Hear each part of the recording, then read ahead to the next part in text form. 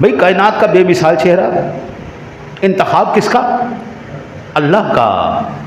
इंतखाब अल्लाह का, चेहरा मुस्तफ़ा का। इंतखाब अल्लाह का है, चेहरा मुस्तफ़ा का है। और ये वो चेहरा है जो चेहरा उठे तो कुरान कहे कद नरा तक़ल्लुब वजहिका फ़िस्समा। ईमान से बताइए, कुरान कहता है महबूब आपका चेहरा अनवर आसमान की तरफ उठाना भी हम देख रहे हैं। जिसके चेहरे को खुद खुदा देखे, उस चेहरे पे सजाई गई ये दाढ़ी शरीफ